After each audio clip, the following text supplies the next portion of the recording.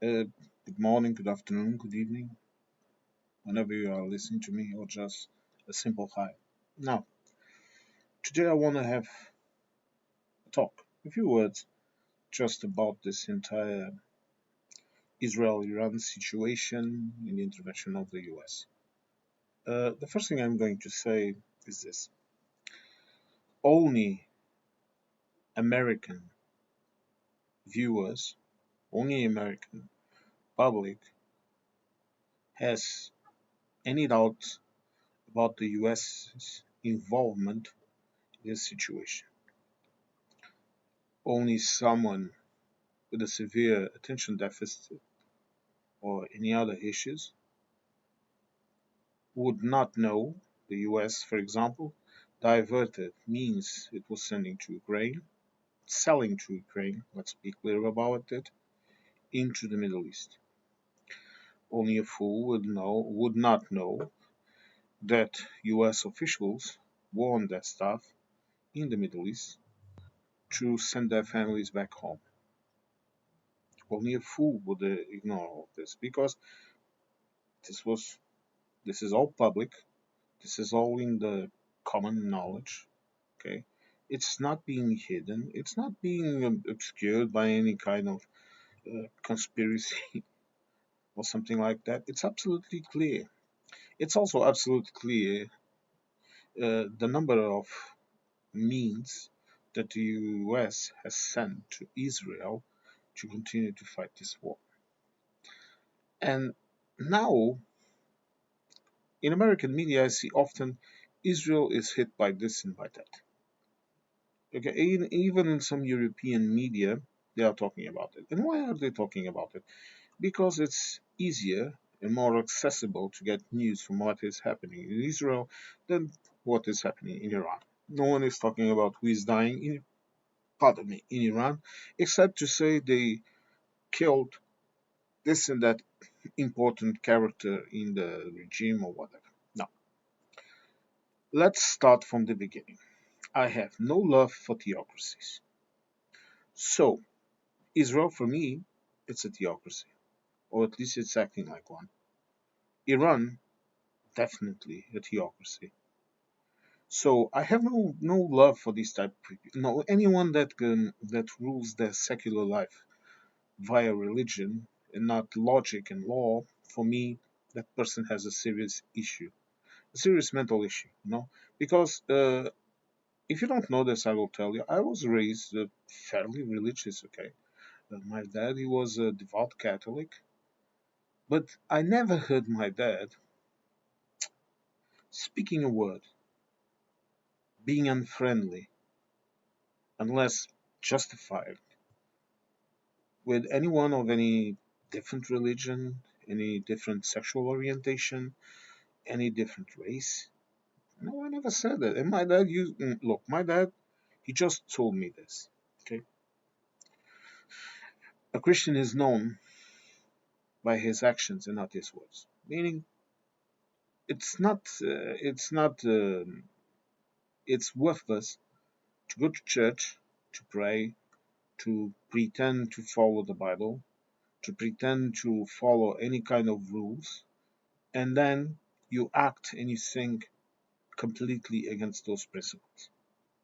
And even the Bible, and this was taught to me by a priest, it has to be interpreted with a pinch of salt. Why? Because the Bible was written by people who did not even knew what germs were, what certain diseases were, that the world was round, for example, that taking a bath at least twice a week. Okay, I take one every day, but do you understand is beneficial for your health? A series of things. What does this mean? This means that the Bible cannot be interpreted literally. No religious text can be interpreted literally because you will always fail to understand the intention. For example, when the Prophet of Islam, when he talked about the way you should carry yourself in war, his intention was to do this. You fight with the warriors, you do not fight with the civilians, because the civilians are all innocent in the sight of Allah. And the Muslim taught me this, because I have no issues in talking with people from other religions, from understanding them, understanding where they come from, and understanding that all of that. For example, a common it's a common word, a common saying, let's call it like this, both in in the normal Christian world and in the normal Muslim world, to say that men are many, God is only one. This to say what? This to say that it's not because a person worships or doesn't worship at all, but let's say, oh, person, if that person worships in a different form than you do, it does not mean that person is either a sinner, is either someone bad, or someone misguided that you need to guide.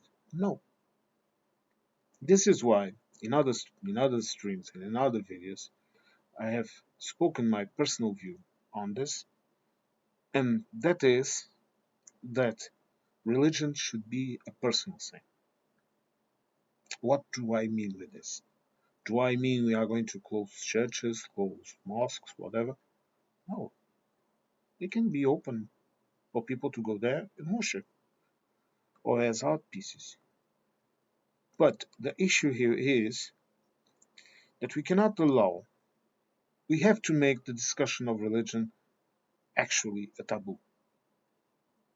This might seem like a simplistic idea, but sorry, let me just close my door. My little kitty. She comes in and comes out and opens and closes the door by herself. All right. But what do I mean by this? I mean we have to remove religion from the equation of the secular state. We need to have a logic state that guides itself by laws and regulations. Does this mean we should lose some characteristics of our culture in the terms of the type of humanity that religion brings to modern societies? No. What I mean to say is that we have to tell you, anyone, that in Europe we already have laws against it. You cannot attack a person because of this, their religion. And that person, and this is the other important part of the discussion that we have to, that person cannot impose their religion on you, not even on their children. Their children must have the right to choose, the right to either be, a, be religious or not being religious. And I'm also tired of atheists thinking they're smarter than anyone else. Because that's ridiculous, you know. If you talk with someone with a little knowledge of psychology, of what a religion is, you will see that every sentient creature has this urge to search for something bigger than him or her, whoever. Meaning, being religious, it's not simply a case of a culture or whatever. Being religious is the search for something else, you know? For example, the so-called atheists, systems of ruling, authoritarian regimes, of which, for example, communist Russia was the biggest example to date, they also worshipped. They worshipped the party. They worshipped the leader. Today, you have states in which people worship the leader. The MAGA movement worships the leader. Okay? Question is, why do you worship?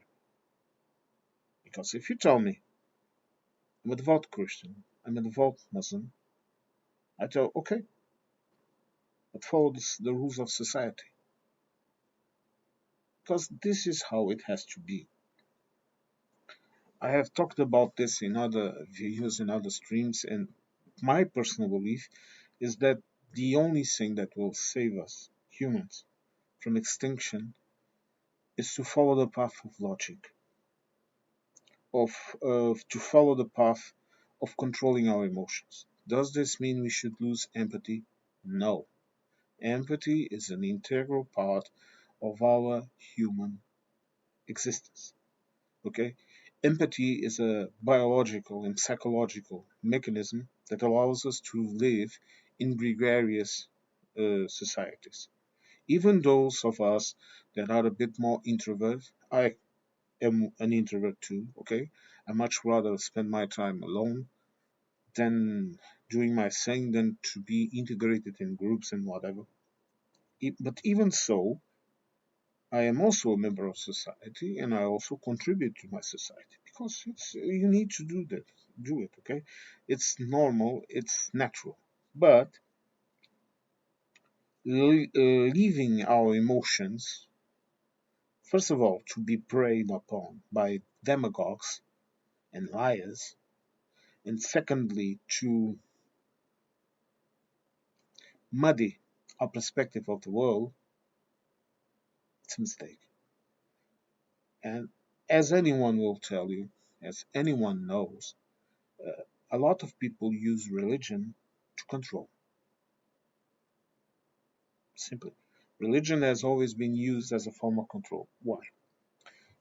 Because those that rule us know that using religion will give a kind of authority to their rule that a normal person cannot have. Sorry, allergies. I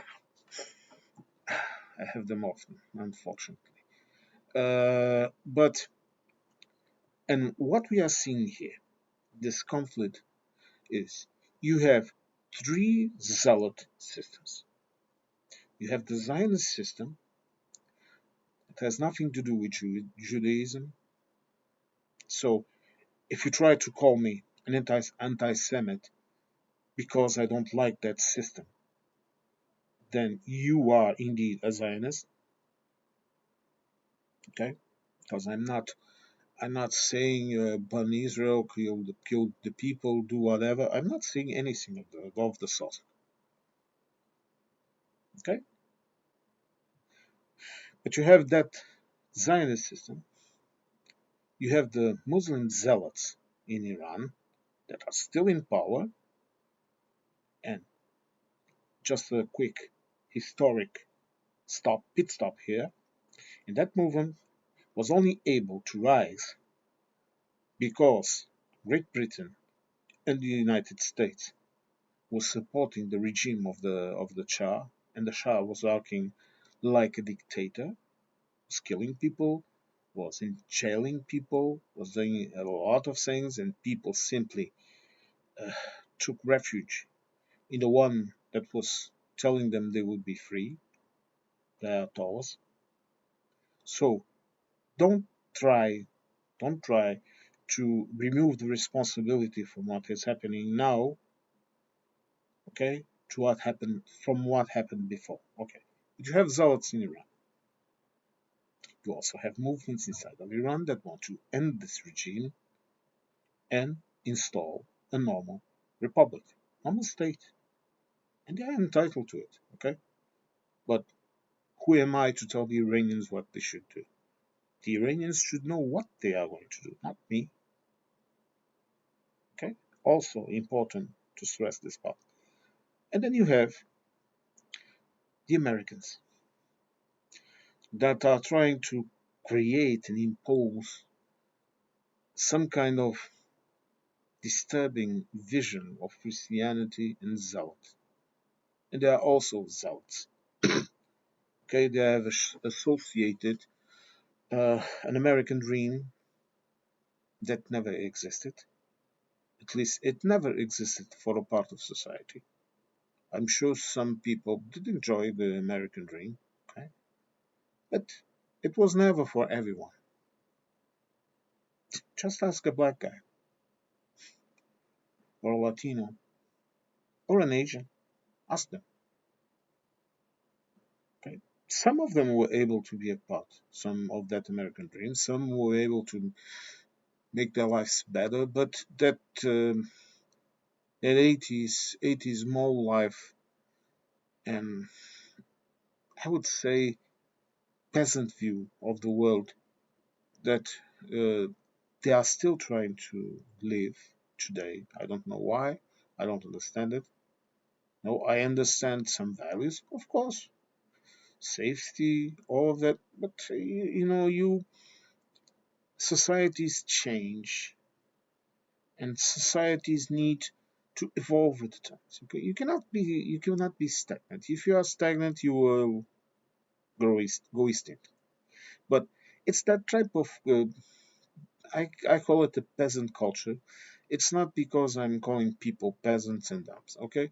It's because I'm saying they are fixed in that vision, okay? And they act like peasants to an overlord that determines what they should do and what they should think, okay? But you have all these three forces battling it up in the Middle East. Again, if you go back and you look at Iraq, and you look at Afghanistan, and you look at all of that, you will see it's the same story over and over again. And meanwhile, some people, while others are dying, okay, in all sides, some people are earning money and power. So okay, that is all that is. Nothing more. If people knew how petty the interests of all these parties are, I'm sure most of them would stop playing their game. Because in the end of this, who is going to be richer? Who is going to be more powerful? The ones that are fighting. And in all sides, okay? Now, for example, I'm seeing there are forces inside Iran that want to topple the regime and whatever. Okay, but should we meddle in that? Or should the Iranians decide for themselves? Should they decide for themselves? And then when they create a new regime, a new way of new republic, whatever, if they created, I don't know, okay? But when they created whatever it is, it's theirs. It's not because someone came from the outside and told them to be like this. I'm not saying there is nothing wrong with if a person, for example, is trying to live a better life, a freer life, that you should help them. But you cannot be, for example, Israel. It attacks Iran because Iran is getting the nuclear bomb. Okay. Israel has a nuclear bomb. They don't say it, but we know it. It's such an old story that everyone knows. And even if they didn't have it, they have the American nuclear bombs. Why did they not simply step aside and let Europe deal with it like they would do? Europe, UN. Iran has offered to show the plans. They have offered, and you can say, oh, they are hiding this and they are hiding that. Okay, so what? How can you know not to trust in people if you don't trust with them? Oh, they are. Look, I even heard this expression, and it was in the Portuguese news. Okay, so we have idiots here too. They were saying, oh, the difference between Israel having the bomb and Iran having the bomb is that Iran thinks that if they blew up everyone, they are going to heaven too. The Americans also think they are going to heaven. The Israelis. They also think they go to heaven, whatever their version of heaven is, or hell. But again, I also know a little about it. So what if these things are going to happen? Isn't it better to have it controlled, to have it integrated in a system of common deterrent, of common look? Pakistan and India also have nuclear bombs. A lot of countries in the world, not North Korea has it too. Okay, a lot of countries in the world, I am certain, have a nuclear bomb. And they're not saying anything. Why would they? Only if they need it as a deterrent. And meanwhile, as people are distracted with this conflict now, with the mutual bombings and doing live reports on both sides and doing this and doing that and what the Americans said and what this one said and that one said and what that. Meanwhile, war continues in Ukraine. People continue to die in Ukraine. War continues in Gaza. People continue to die in Gaza. War continues in Sudan. People continue to die in Sudan. War continues in Myanmar. People continue to die in Myanmar. And some people tell me why why I say this is a distraction. Because it is. Because this is the way they act. And when I mean they, I'm not talking about some kind of conspiracy theory of this group or that group controlling or influencing the world. There are a lot of groups in the world, a lot of them controlling a lot of things, and they do not need to be public or even to be shown. I'm sure there are cartels and monopolies of a series of things in the world, of products, of jobs and occupations, of technologies. Some groups holding off technologies because they will, if those technologies come into place, they will ruin their business. We all know that exists, but it has nothing to do with this kind of idea that people may create this. The loner in his basement or whatever discovers a terrible conspiracy theory. And then they spread it. Like the vaccines. Do you think your government needs to put chips, which is technically impossible, in a vaccine to control you? Do you think your government wants to voluntarily poison you for you to not take for using the vaccines? You want to know why the level of intelligence in some states of the USA has diminished? Why your IQ is smaller? Number one, no stimulus. Your kids they don't learn in school. Okay, they go there, they unload a couple of concepts on them, and they do not spark their intelligence in their formation years, the years where their minds is creating, is evolving, is facing challenges. Okay, you are physically worse off because, like me, you are too fat. Right now, I'm trying to lose some weight. Okay, I'm trying to dieting again. I'm trying to eat better, and guess what? I'm feeling better. Okay, because I already have some health problems, and if I don't take care of myself, I won't last very long.